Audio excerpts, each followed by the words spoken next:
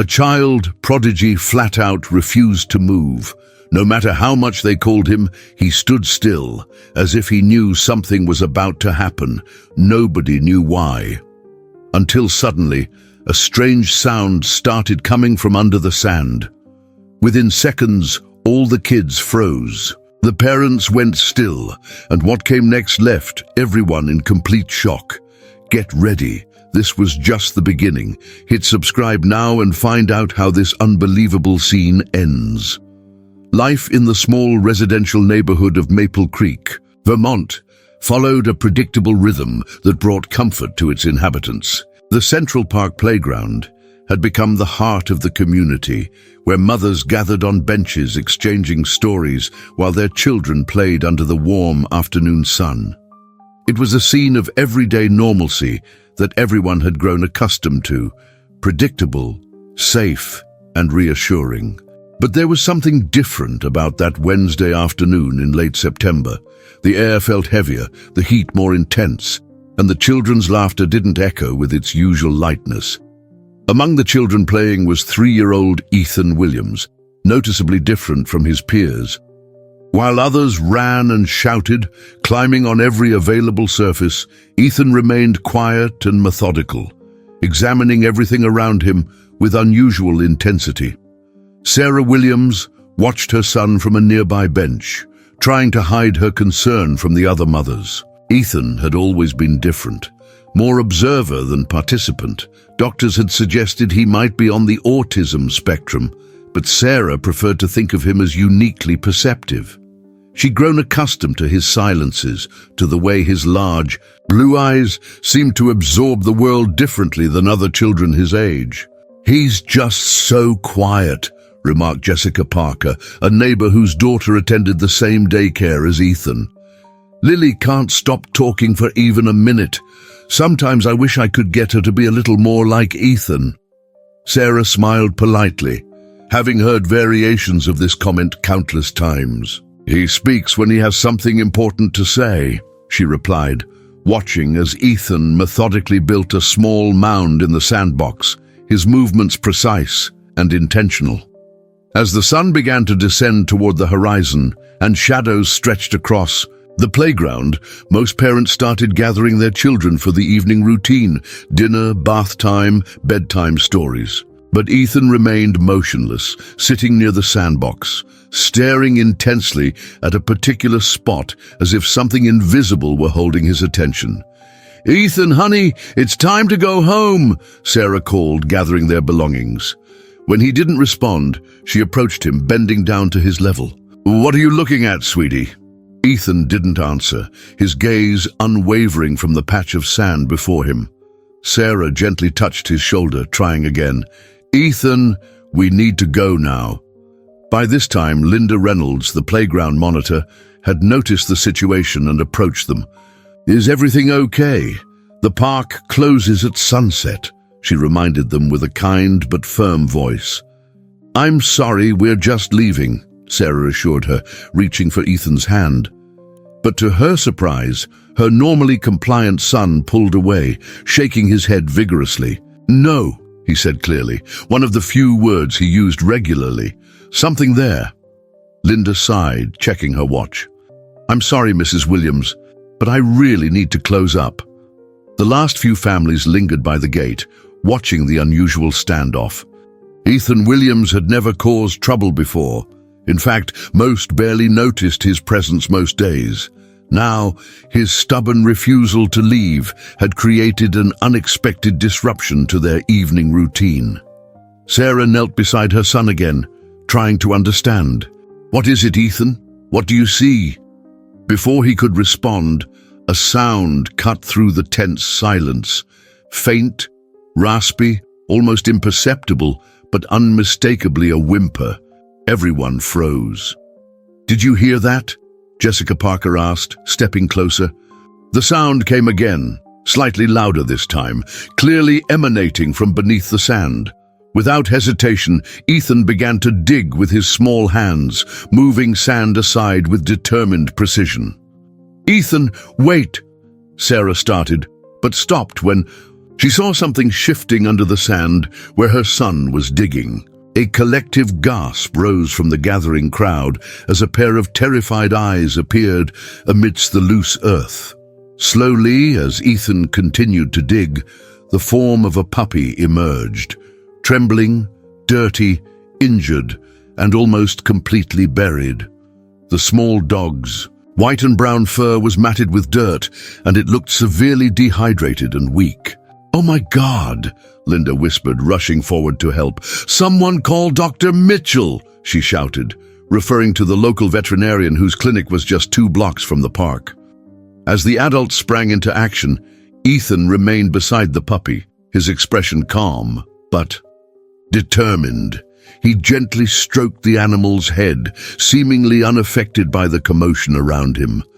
"How did he know?" Jessica whispered to Sarah, watching the scene unfold. "How could he possibly have known?" Sarah had no answer. She watched as her son, who struggled to connect with people, displayed an unexpected bond with the suffering creature. Eleanor Thompson, one of the neighborhood's oldest residents, approached slowly, leaning on her walking cane. "That collar," she said, pointing with a trembling finger. "It looks like one of those puppies that went missing from the Mason litter a few weeks back. There was such a fuss about it, remember? Then everyone just forgot." The revelation sent another wave of shock through the gathered crowd. The Mason family had recently moved to Maple Creek, bringing with them a litter of puppies that their dog had delivered. When several of the puppies disappeared, they had claimed the animals had escaped, causing a brief neighborhood search that yielded nothing. Dr. James Mitchell arrived within minutes, medical bag in hand.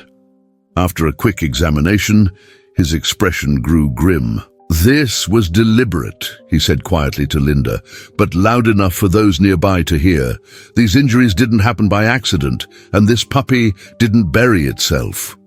As night fell over Maple Creek, the playground remained illuminated by flashlights and the headlights of cars that had gathered. The police had been called, and Officer Trevor Collins was already speaking with Dr. Mitchell, taking notes with a serious expression. Throughout it all, Ethan refused to leave the puppy's side. When Dr. Mitchell prepared to take the animal to his clinic, the boy began to cry, the first real display of emotion many had ever seen from him. "It's okay, Ethan," Sarah assured him, kneeling beside her son. "The doctor is going to help the puppy get better. We can visit tomorrow." But Ethan wouldn't be consoled. He sat down beside the makeshift carrier they'd arranged for the puppy and crossed his arms stubbornly. "Sarah," Dr. Mitchell said gently, "maybe it would help if Ethan came along. The puppy seems calmer when he's near." And so, as the night deepened and the playground emptied of curious onlookers, Sarah found herself sitting in the waiting room of Maple Creek Veterinary Clinic, watching her son sleep on a chair beside the treatment room where Dr. Mitchell worked to save the buried puppy's life. Outside, word was already spreading through the small town. Phones rang and text messages flew between households.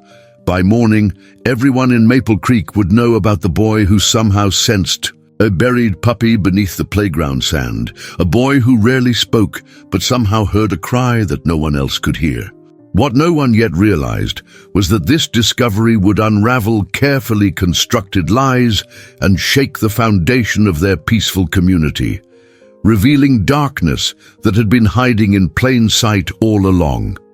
And at the center of it all was Ethan Williams, a 3-year-old boy whose silence concealed a connection to the world that none of them could fully comprehend. By sunrise, the news had spread throughout Maple Creek like wildfire.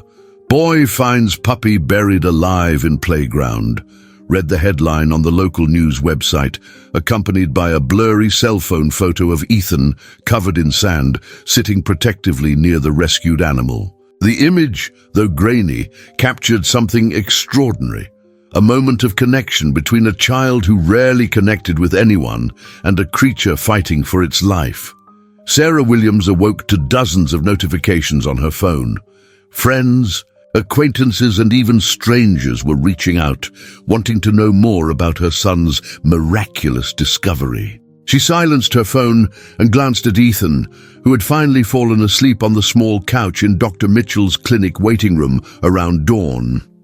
Dr. Mitchell emerged from the treatment room, exhaustion evident in the dark circles under his eyes. "He's stable," he announced quietly, careful not to wake Ethan. "It was touch and go for a while, but he's a fighter." "Just like someone else I know," Sarah replied, gently brushing Ethan's hair from his forehead. "How could someone do something so cruel?" The veterinarian shook his head, his expression darkening.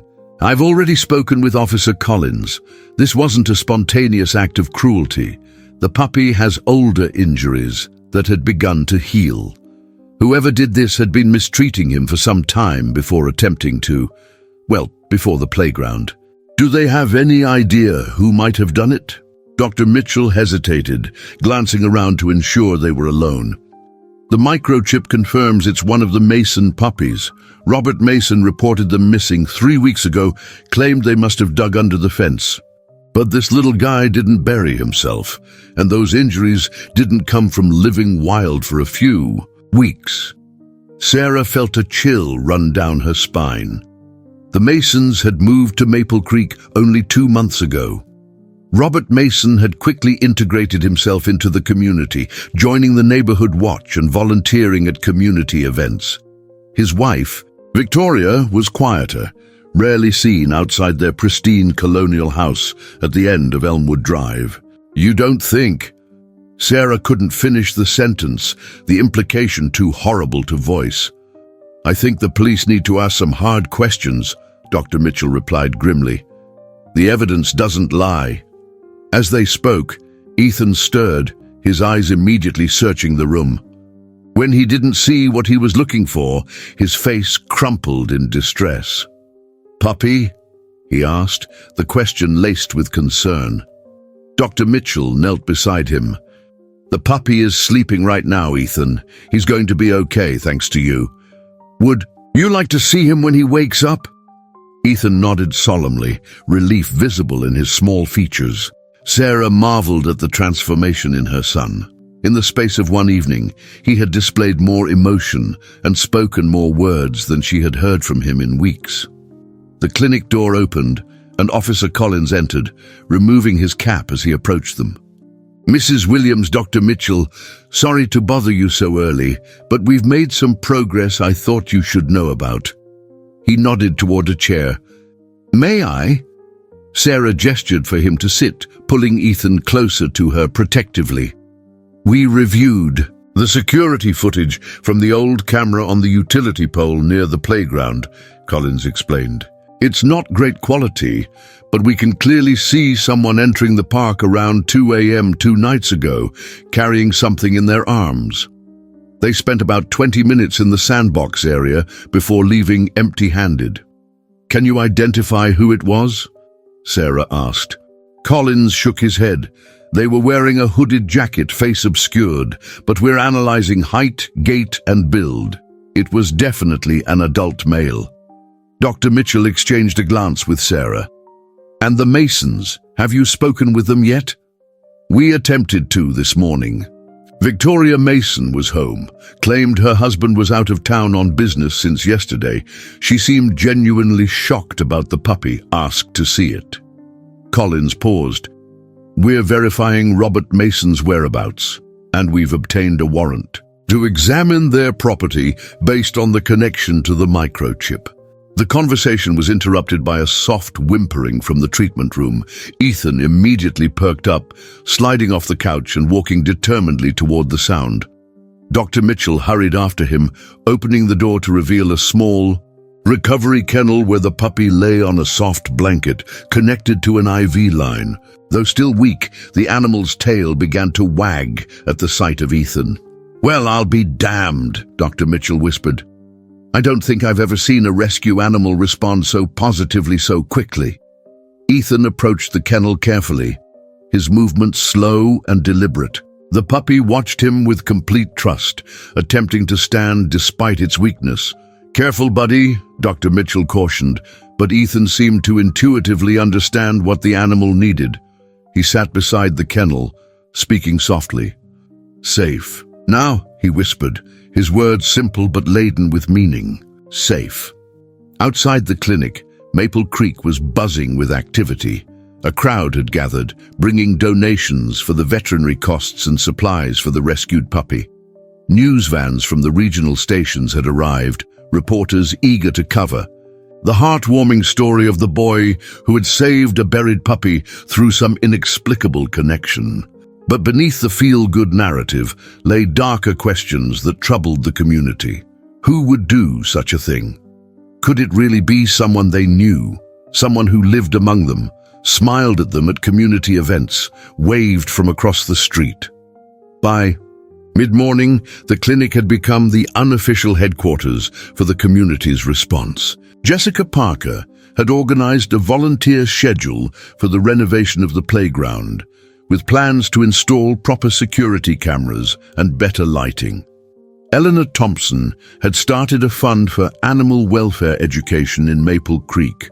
Even Linda Reynolds, the playground monitor who had initially been frustrated by Ethan's refusal to leave, had arrived with homemade cookies and tears in her eyes. "I just can't stop thinking about what might have happened if your boy hadn't been so persistent," she told Sarah, watching Ethan through the treatment room window as he sat quietly beside the recovering puppy. How did he know? That's what I keep asking myself. How could he possibly have known? Sarah had been asking herself the same question all night. She had always known Ethan was special, had always defended his differences to doctors, teachers, and neighbors who suggested he needed to be fixed somehow. But even she couldn't explain how her son had detected the puppy buried beneath nearly a foot of sand. As the day progressed, Ethan remained by the puppy's side, eating there, napping there, refusing to be separated for more than a few minutes. Dr. Mitchell, fascinated by the bond, had begun documenting their interactions, noting how the puppy's vital signs improved whenever Ethan was nearby. "It's remarkable," he commented to Sarah as they watched from the doorway. "Almost as if they're healing each other." Sarah nodded, thinking about how animated Ethan had become since the discovery.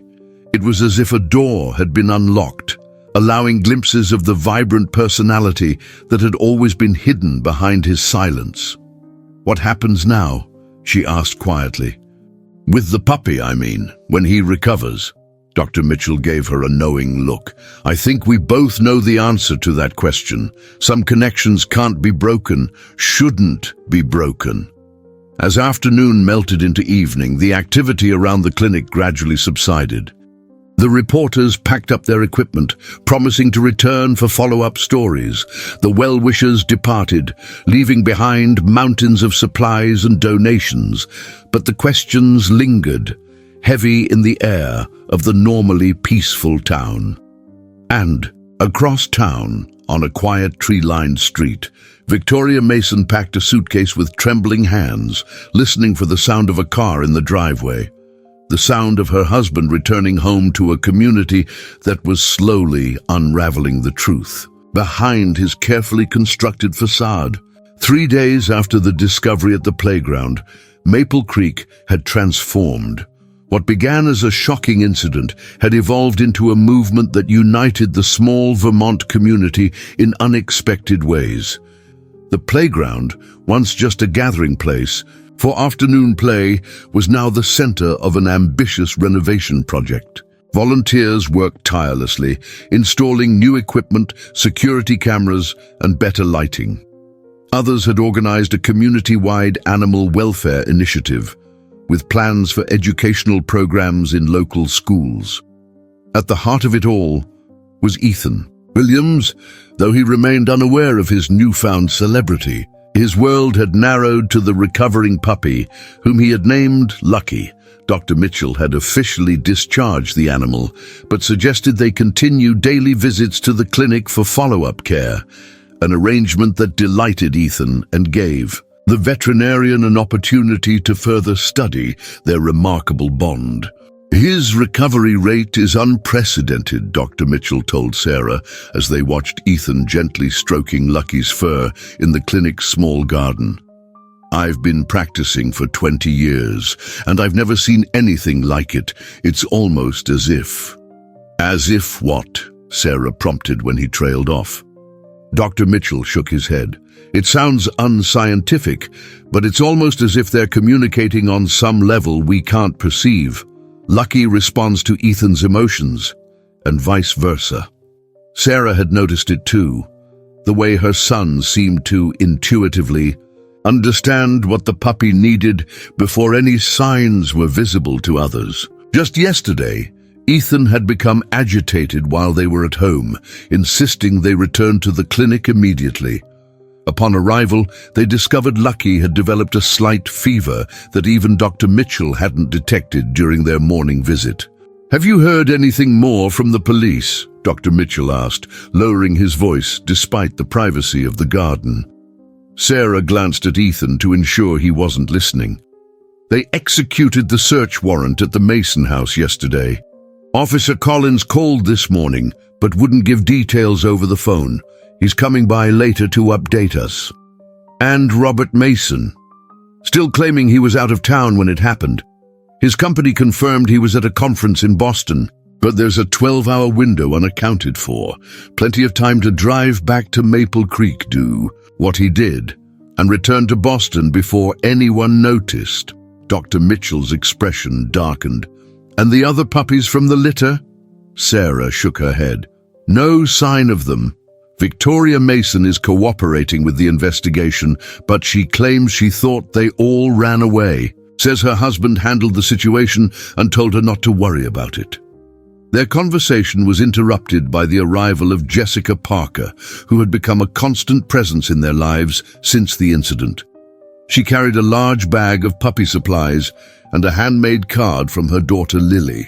"The whole first grade made get-well cards for Lucky," she explained, handing the colorful construction paper to Sarah. "They're learning about empathy and community service. Ethan and Lucky are their inspiration." Sarah accepted the card with a grateful smile. The community's response had been overwhelming, sometimes uncomfortably so. Journalists called daily, requesting interviews and photos. Neighbors she had barely spoken to before now greeted her like an old friend. She'd received countless offers of support, from meal deliveries to play dates for Ethan, though most people still didn't quite understand that traditional play dates weren't easy for her son. "There's something else," Jessica said, lowering her voice and glancing toward Ethan, who remained absorbed with Lucky. "I didn't want to say anything until I was sure, but I think I might have seen something important the night before the playground incident." Sarah's attention sharpened. "What do you mean?" "I was driving home late from my sister's house. In Burlington, it was around midnight, and I saw Robert Mason's car parked near the playground. I didn't think much of it at the time, assumed maybe he was in one of the houses nearby, but now, with everything that's happened..." Jessica trailed off, her implication clear. "Have you told the police?" Jessica nodded. "This morning, officer. Collins asked me not to discuss it with anyone, but I thought you should know." Before Sarah could respond, the clinic door opened and Officer Collins himself appeared in the garden. His face was composed in the professional neutrality of a law enforcement officer, but Sarah caught the flash of satisfaction in his eyes. "Mrs. Williams," he greeted her. "Dr. Mitchell. Mrs. Parker." He nodded to Ethan, who briefly looked up from Lucky before returning his attention to the puppy. "I have some updates I'd like to share if you have a moment." They moved to the small break room inside the clinic, where Collins carefully closed the door. "We've made significant progress in the investigation," he began. "The evidence collected from the Mason residence included soil samples that matched the playground sand, as well as traces of blood in the garage that matched Lucky's DNA." Sarah gasped softly, though the confirmation of what they had all suspected wasn't truly surprising. Additionally, Collins continued, Mrs. Mason has decided to provide a full statement. She claims she was unaware of her husband's actions regarding the puppies, but admits she suspected he was mistreating them. According to her statement, Robert Mason has a history of concerning behavior toward animals that she discovered only after their marriage. And the other puppies? Dr. Mitchell asked, his voice tight with professional concern. Collins hesitated. We're still investigating, but Mrs. Mason believes they may have been disposed of in various locations.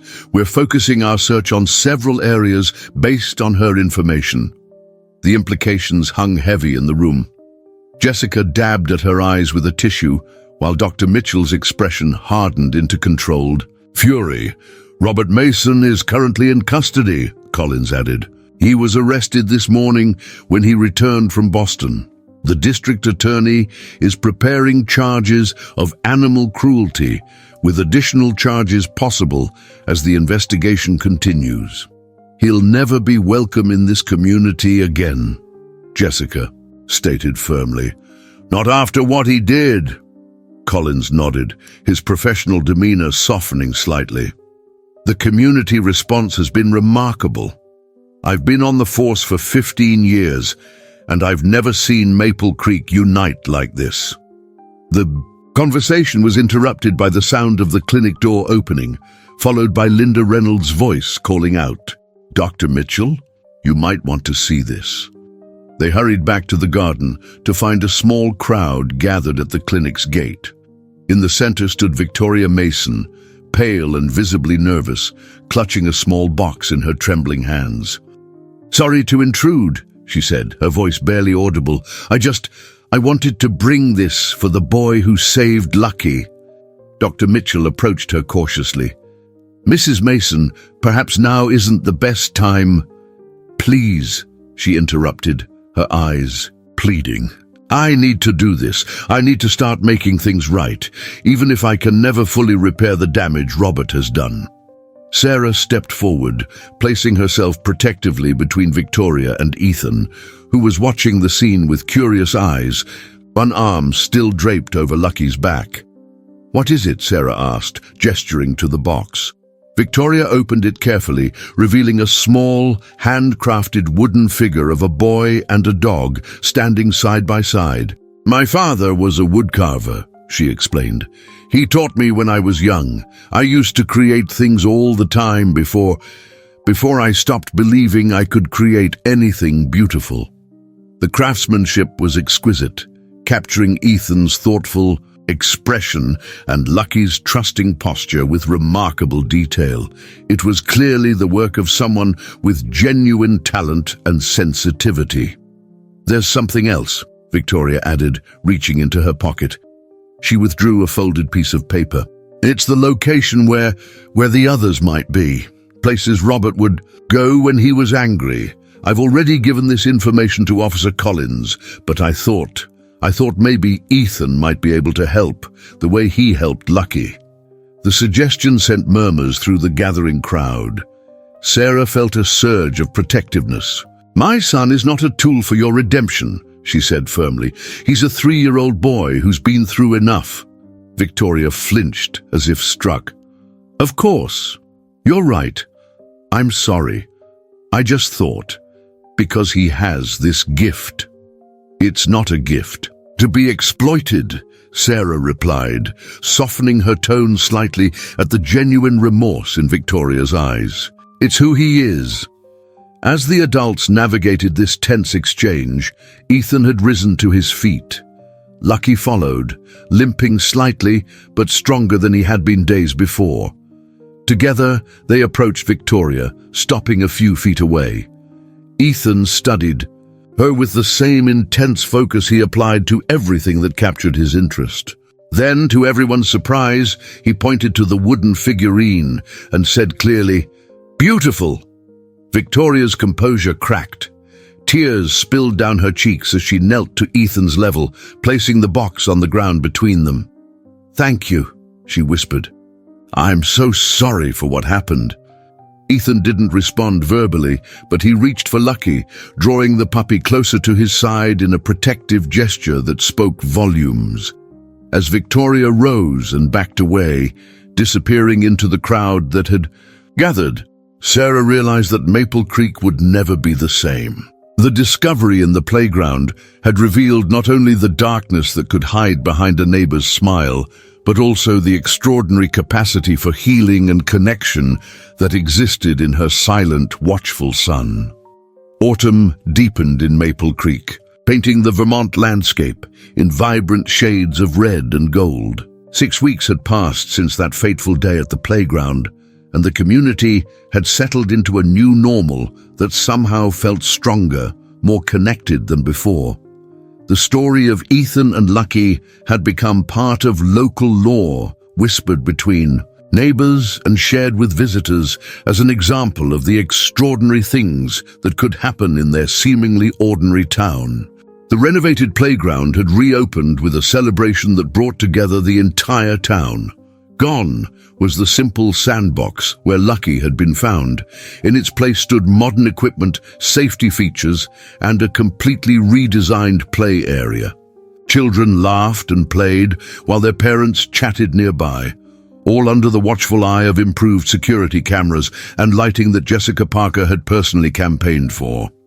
A small bronze plaque near the entrance commemorated what the community now referred to simply as Ethan's discovery, a tactful description that acknowledged the miracle without dwelling on the darkness that had preceded it. To the boy who listened when others couldn't hear, the plaque read, a sentiment that had been unanimously approved by the town council after Eleanor Thompson had proposed it at a community meeting. For Sarah Williams, the transformation extended far beyond the physical changes to the park. Watching Ethan chase Lucky through a pile of fallen leaves in their backyard, she marveled at how much her son had changed in such a short time. The silent, withdrawn child who had once observed the world from a distance now engaged with it directly, his vocabulary expanding daily, his smiles coming more frequently and easily. Dr. Mitchell had been documenting these changes meticulously, sharing his observations with colleagues who specialized in childhood development and animal-assisted therapy. "Mom, look!" Ethan called, his voice bright with excitement, as Lucky emerged from the leaf pile with a small branch, proudly carrying his prize to Ethan's feet. The dog's coat gleamed with health, all traces of his ordeal erased by time and careful treatment. Only a small scar on his left hind leg remained as a physical reminder of what he had endured. "I see, sweetie," Sarah responded, savoring the moment. These exchanges, so ordinary for most parents, felt like precious gifts after years of one-sided conversations. Just last week, Ethan had spoken a complete 3-sentence story about Lucky chasing a squirrel, a linguistic milestone that had brought tears to her eyes. Dr. Mitchell attributed much of Ethan's progress to his relationship with Lucky. "It's as if the dog became a bridge between Ethan and the world," he had explained during their last checkup, his notes spread across his desk as he showed Sarah the charts tracking both Lucky's recovery and Ethan's development. Lucky responds to Ethan's non-verbal cues instinctively, validating his way of communicating. That validation has given Ethan the confidence to try other forms of connection. The veterinarian had begun collaborating with Dr. Rebecca Winters, a specialist in developmental psychology from Burlington, to document the extraordinary bond. "We're seeing consistent patterns in Ethan's brain activity when he's with Lucky," Dr. Winters had explained to Sarah. "The parts associated with communication and emotional processing light up in ways we typically don't see. With children who have similar communication challenges, it's as if Lucky is helping him rewire those pathways." Whatever the scientific explanation, Sarah was grateful. She'd spent years defending her son's differences, insisting he wasn't broken, despite the concerned suggestions from teachers, doctors, and well-meaning friends. Now those same people watched in amazement as Ethan blossomed, not by becoming normal, but by finding someone who accepted and understood his unique way of experiencing the world. The doorbell rang, interrupting her reflections. Jessica Parker stood on the porch, holding a large folder and wearing the slightly harried expression of someone with too many projects and not enough time. Behind her, Jessica's daughter Lily waved enthusiastically, clearly hoping for an opportunity to play with Ethan and Lucky. "Sorry to drop by unannounced," Jessica said as Sarah invited them in. "The committee finalized the plans for the Animal Welfare Center, and I wanted to get your approval before we present to the town council tomorrow. And Lily has been begging to visit Lucky all day." Lily didn't wait for permission, racing through the house and into the backyard where Ethan and Lucky were playing. Through the window, Sarah watched as her son looked up, momentarily startled by the intrusion before offering a shy smile as Lily approached. 6 weeks ago, such an interruption would have sent Ethan into a distressed retreat. Now, he simply shifted to include her in his game, pointing out the stick Lucky had found and demonstrating how the dog would fetch it when thrown. The Maple Greek Animal Welfare Center had begun as a small community initiative in the wake of Ethan's discovery, but had quickly evolved into something much more ambitious. Led by Jessica and supported by generous donations from across the region, the project aimed to create a safe haven for abused and neglected animals, while also offering educational programs for children and adults. "Everything looks great," Sarah said, reviewing the architectural renderings. The plans showed a modern facility with kennels, medical rooms, training areas, and even a small education center where schools could bring children for guided interactions with rescue animals. "But I still don't understand why you need my approval. This is your project, Jessica." Jessica blinked in surprise. "Because it's being built on your land, Sarah. The 10 acres you donated behind your property, that's the entire reason this is possible." Sarah smiled, remembering the day she'd made the decision. The land had been part of her inheritance from her grandparents, a beautiful wooded area she'd never quite known what to do with. Donating it for the welfare center had felt right, a way of honoring what had happened with Ethan and Lucky while creating something positive for the community. "Besides," Jessica continued, lowering her voice as they watched the children playing through the window, "you and Ethan are the inspiration for all of this. You two changed Maple Creek. You made us better." Sarah thought back to the day of Lucky's discovery, remembering the tension between the playground monitor's insistence on closing and Ethan's quiet, immovable determination. How close they had come to missing the moment, to leaving Lucky beneath the sand, his weak cries unheard. If Ethan had been a different kind of child, one who complied more easily with adult expectations, the outcome might have been tragically different. "We've received grants from 3 major foundations," Jessica continued, pointing to the budget section of her presentation, "and donations from individuals across the country. After that segment on the morning news show, we'll be able to hire professional staff and create a sustainable operation that serves the entire region." Through the window, Sarah watched as Ethan demonstrated to Lily how he had taught Lucky to sit, lie down, and roll over in sequence. The dog performed flawlessly, his eyes never leaving Ethan's face. Before Sarah could respond, Ethan and Lily came bounding through the back door, slightly out of breath from playing. Lucky followed at Ethan's heels, his habitual position ever since his rescue. "Mom! Miss Jessica! Lucky did a trick," Ethan announced, his voice carrying through the room with unusual projection. He turned to the dog and made a subtle hand gesture, almost imperceptible to the untrained eye. Lucky immediately sat, then lay down, then rolled over in a fluid sequence that brought applause from both women. "That's amazing, Ethan!" Jessica exclaimed. "Did you teach him that?" Ethan nodded proudly.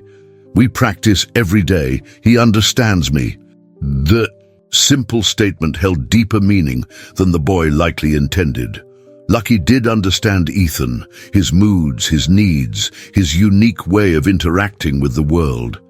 And that understanding had created space for Ethan to grow at his own pace, in his own way. "Can I show Lily the special rock collection?"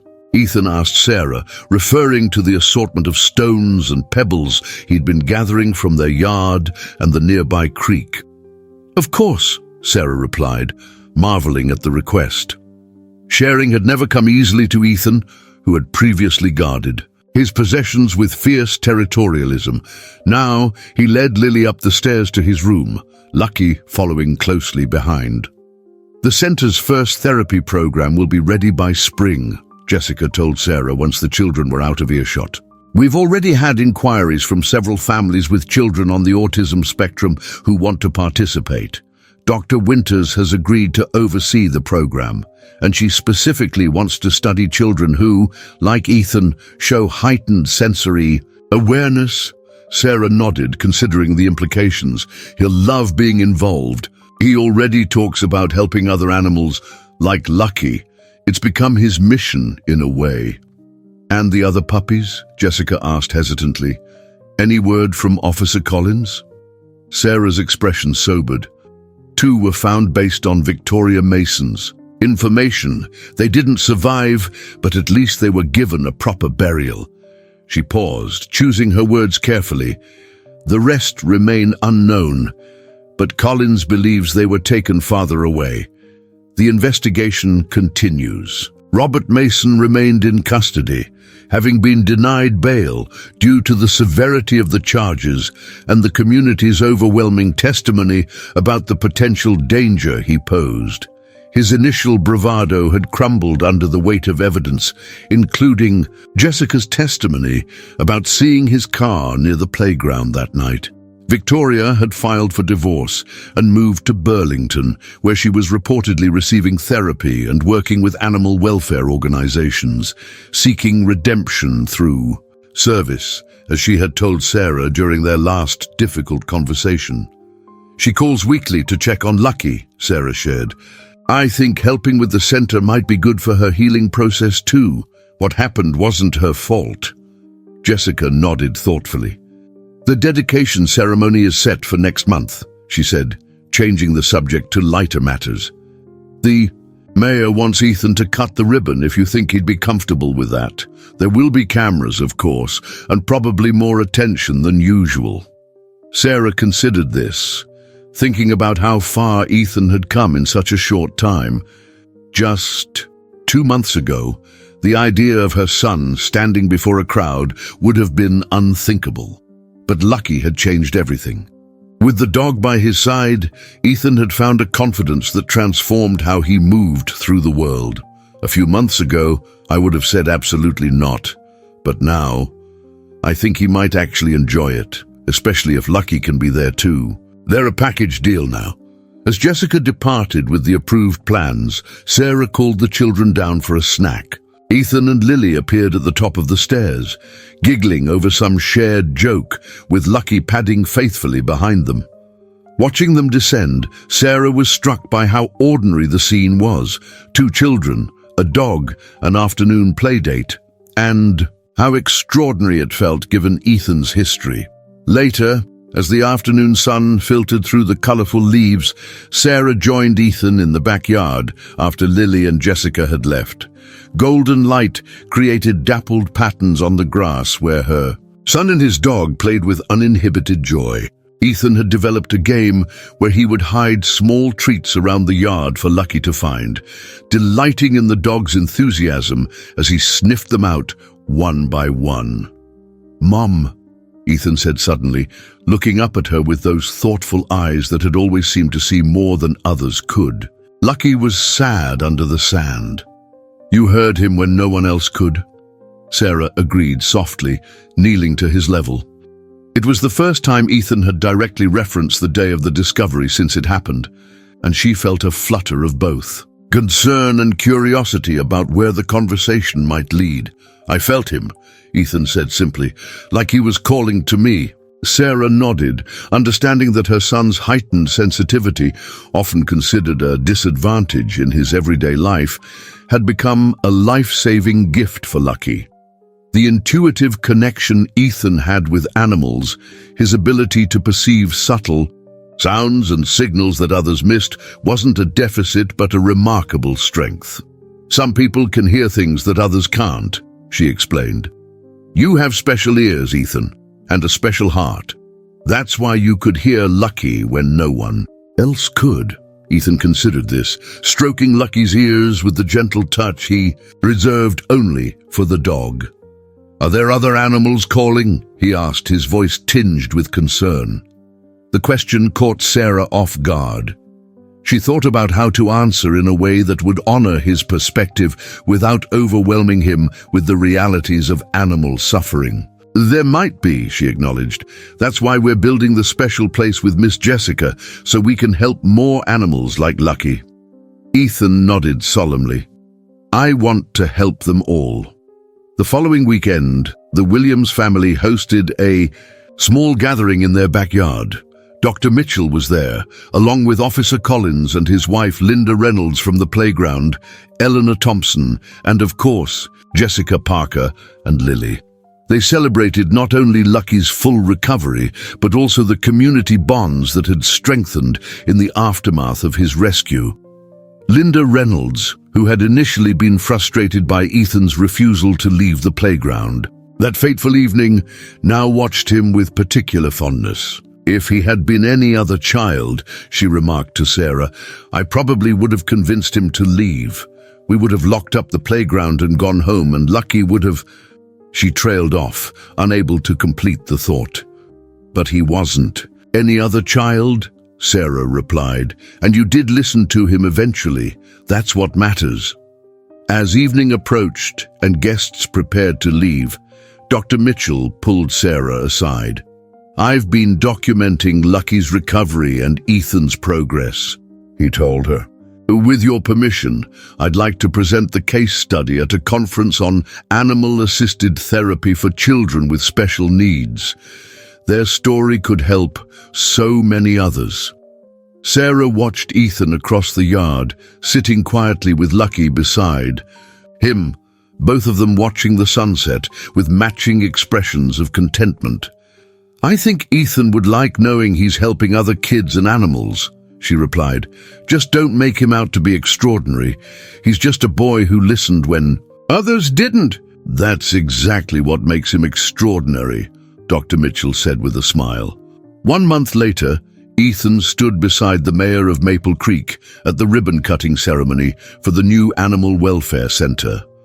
Lucky sat at his feet, his once injured body now healthy and strong, his eyes never leaving the boy who had saved him. A crowd had gathered for the occasion, including reporters from several regional news outlets and representatives from the foundations that had provided funding.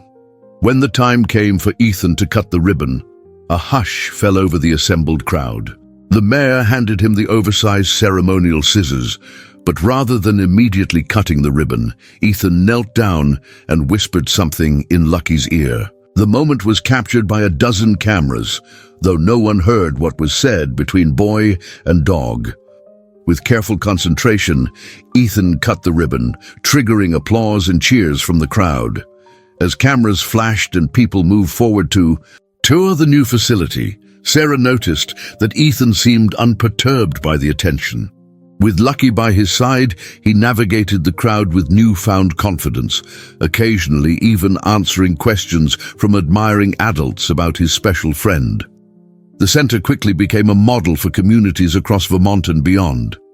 Its innovative programs pairing children with special needs and rescued animals gained national attention, with Dr. Mitchell's case study of Ethan and Lucky cited in numerous articles and research papers. Victoria Mason, working to rebuild her life after her husband's arrest, volunteered at the center weekly, finding purpose in caring for animals that others had abandoned or mistreated.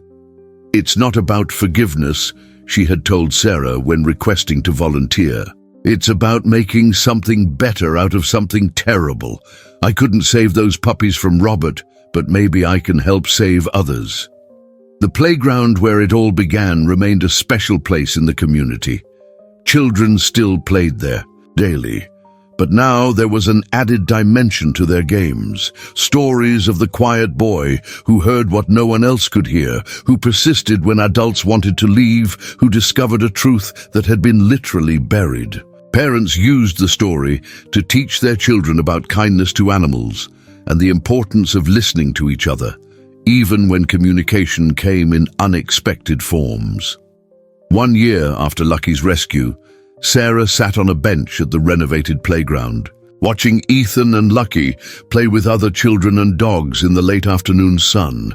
The boy, who had once been isolated by his differences, was now at the center of a circle of friends, his unique qualities celebrated rather than merely tolerated. When he spoke, which was still less frequently than other children his age, people listened more carefully, perhaps wondering what wisdom might emerge from the child who had heard a buried puppy's cry. "It's amazing how much can change in a year," Jessica said, joining Sarah on the bench. "Remember how quiet it used to be here? Now listen." The playground rang with laughter and conversation. Children called to each other, parents chatted in groups, dogs barked playfully. A symphony of connection and community that had grown from one small, determined boy's refusal to ignore a sound that only he could hear. "Ethan changed us all," Sarah agreed. "He showed us how to listen, really listen to those who can't speak for themselves." As the sun began to set and the families gradually dispersed, Ethan approached his mother, Lucky, trotting faithfully by his side. The boy who had once struggled to make eye contact now looked directly at her, his gaze clear and confident. "Time to go home?" Sarah asked. Ethan nodded, reaching for her hand with one of his, while his other hand rested on Lucky's head. Together they walked away from the playground where their extraordinary journey had begun. A boy, a dog, and a mother, forever connected. By a moment of perfect understanding, in a world that too often missed the quietest cries for help. Dear listeners, we hope that Ethan and Lucky's story has touched your hearts as deeply as it has touched our own.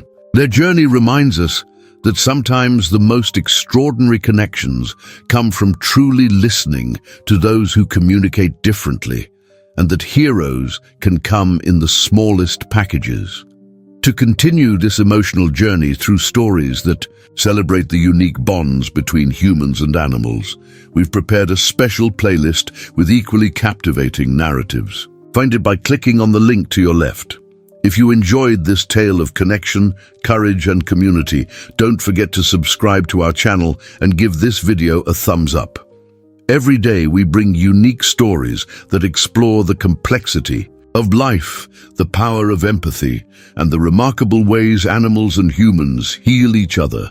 What special connection have you experienced with an animal in your life? Join us in the comments to share your own stories of extraordinary bonds and moments of understanding. Until next time, remember that sometimes the most important voices are the ones we have to listen for the hardest.